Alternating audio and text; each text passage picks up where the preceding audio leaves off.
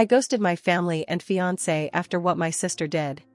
I need a little advice on the matter as I don't know what to do anymore. I was 21 when my fiancé asked me to marry him. He was the absolute light of my life. We had known each other since preschool. Our families are very close.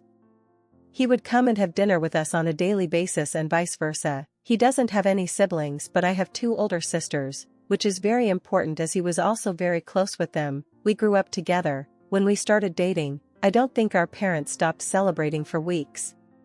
He helped me deal with a lot of my anxiety, and even when I gained a little weight and my mother berated me saying he was going to leave me, he told her off and said he loved me for who I was, not for what I looked like, even though he claimed I was the most beautiful girl in the world to him. We were only engaged for 6 months before the incident. My middle oldest sister, let's call her Nikki, was a very cold person. She never showed any affection. She only ever opened up to my fiancé as she said she saw him as a brother, and he also helped her through a lot of her dark times such as battling drug addictions and breaking the law. She and I never saw eye to eye. I loved her dearly because she was my sister but didn't like her as a person. Out of the blue she tells me she wants to take me clubbing as we had never been together before and she felt bad that she was so distant to me. I agreed and that night we went out. Clubbing wasn't really my style, but once I had a few drinks, I loosened up a little and began having fun. The night was going smoothly until Nikki spotted a guy across the room whom she claimed she wanted to climb like a tree. She walked over to him and within a few minutes she was back and she had a sour expression on her face. I asked her what was up but she never said anything. I kept pressing because I didn't want our night to be ruined. She then told me the guy didn't want her number but he wanted mine instead. I told her he was a loser and there were plenty of guys around who would kill to be with a girl like her. She didn't budge though. She told me she needed to use the restroom and then we would leave. I waited for an hour. During this time I was sipping on a lot of different cocktails. I then started feeling really dizzy and lightheaded. I figured I'd just cab it home as I was certain Nikki had left. On the way out though, I bumped into a friend of Nikki's whom she had briefly dated. He asked me if I needed a hand to my car and I explained I was getting a cab. He said he was getting ready to leave and we could share one. I told him okay and we walked out of the club together and into the first cab we saw. I tried to find my phone in my purse but I felt myself getting dizzier and dizzier. I don't remember what happened next as I blacked out and the next morning I woke up on a hard sofa, my head pounding. When I came to, I realized I was in Nikki's friend's house and my phone was sitting on the glass table in front of me, but it was flat. When he noticed I was awake he offered some tablets and water and explained that I had passed out in the cab and he didn't remember my parents' address so he just picked me up and took me back here where he laid me on the sofa. I told him I needed to go home as my fiancé would be worried.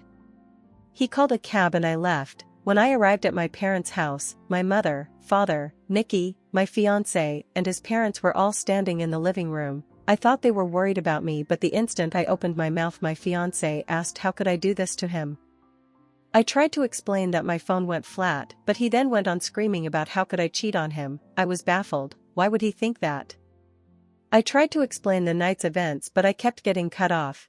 Nikki then chimed in and said I was a lying ass and how could I be so heartless to a man who has been there for me through thick and thin. She went on to say I kept flirting with random guys all night and then when she went to the bathroom, she saw me leave with her friend. I told her what had happened and she showed me photos on her phone whereas we were leaving. His hand was on my back ushering me outside. Yes, the photo did look horrible and I was so drunk I didn't even realize his hand was on my back at all. My fiancé was so angry, he kept shouting and his mom and mine were both crying. I then asked Nikki to call her friend and he would confirm nothing happened, but when she called him, he told a completely different story. He said I begged him to take me back to his and when he did, we slept together multiple times. I saw red and started crying and yelling at Nikki because I knew she had organized this whole thing to make me look bad. I begged my fiancé to believe me, but he just shook his head and left. When everyone had cleared out, my mother slapped me across the face and told me to get out. I left and went to a friend's house where I stayed for a few nights. During those nights I called my fiancé crying and pleading with him to believe me that nothing happened, but it all fell on deaf ears as he never returned any of my calls or texts. My mom texted me and told me she was kicking me out and that she couldn't believe I would do such a thing and a lot of hurtful other slurs I don't think I could repeat here. She didn't even give me time to get my things as she threw everything out. I was now homeless. None of my family would take me in, as they chose my fiancé and mother's side. I was homeless and single in less than a day and a half. My entire world had been taken away because of Nikki's lies. Now for weeks I tried everything to get my fiancé back and my family. The limit for me though was when Christmas time had come and I went over to my mother's house to try and reconcile. I was sleeping from couch to couch during this time. When I got to my parents' house, I knocked on the door but no one answered. My friend then called me and told me she just saw on Facebook that my family were in another state celebrating Christmas and they had posted pictures online. Everyone was there, my sisters, parents, grandparents, and even my fiancé and his family. When I myself saw the photos, I couldn't stop crying as they all looked so happy.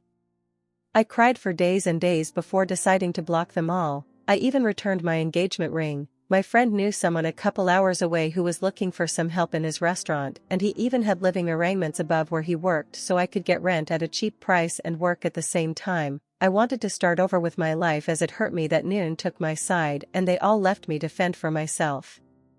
I was able to move pretty quickly and was doing well. The apartment was tiny and I had to work 10+ hours almost every day, but I was able to save a lot of money. I'm not living in the apartment anymore. I was able to rent a much nicer condo, but I am still working at the restaurant as assistant manager. Now it has been roughly 2 years since I left and have not spoken to any of my family. I have no idea what is going with them until I got a knock on my door.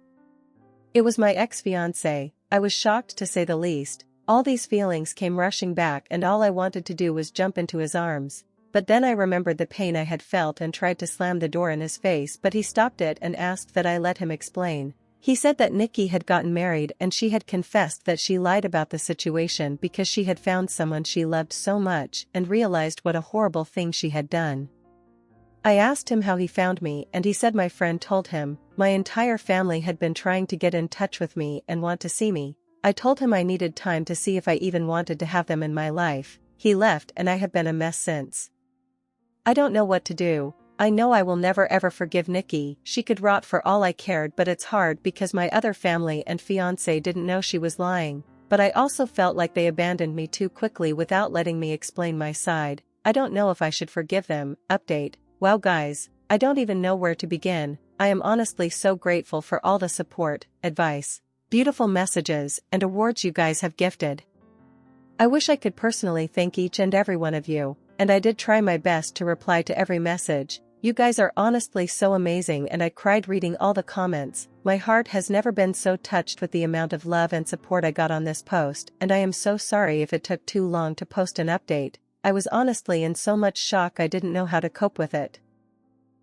So I never got back to my ex. I didn't know what to do, but eventually he must have given my phone number to my parents as they texted asking to meet up. I never replied and was planning on organizing a Zoom meeting but didn't need to as they also showed up at my door. Well, my father did. When I answered the door and saw him standing there, I ended up throwing up, which he insisted on cleaning. When he was done, we sat down and I just bursted in tears. My emotions were all over the place and my father has worn the same cologne for a really long time, so when I smelt it, it just brought back all these memories. He tried to hug me but I pushed him away and asked what he was doing here. He went on to explain he and my mother are getting a divorce. He said he begged my mother to get in touch with me the minute I left, but she refused and said I was acting like a baby and if I wanted to leave them after doing something so horrible, then I could do things on my own from then on. I asked him how long did it take them to notice I was gone. He said they arrived back home after New Year's Eve and were planning on inviting me over so we could talk. That's when they got in touch with my friend and she told them I left and she didn't know where I was.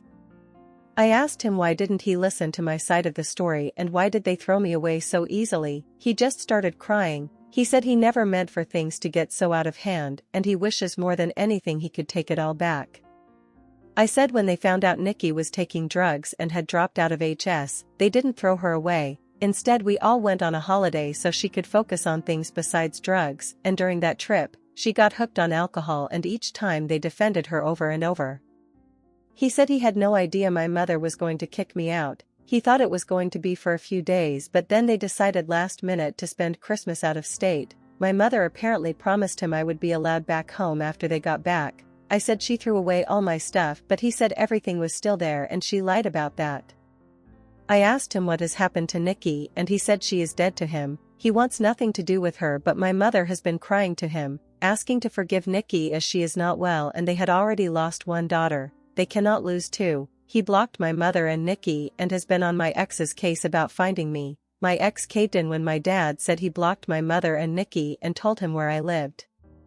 I asked that he never show up again unless I give him permission and he agreed. He asked what would happen now and I said I really don't know and that he hurt me really bad. I then just went into detail about how much he hurt me and what it felt like seeing them so happy without me and how hard it has been. We were both crying by the end of it, but I was really glad I got it all out. It felt like a huge weight had been lifted off my shoulders. My dad then said he knew a few places around the area and would help get me a better apartment, and he said he would help get a better job, but I told him I wouldn't be leaving this job as my boss helped me out so much and I wanted to repay him at all costs. I said I didn't want him to do anything for me, but I said I do want to reconcile, but it has to be on my own terms and it is going to take a very very long time to trust him again, and I may never trust him again. He said he would do anything to make up for what he did.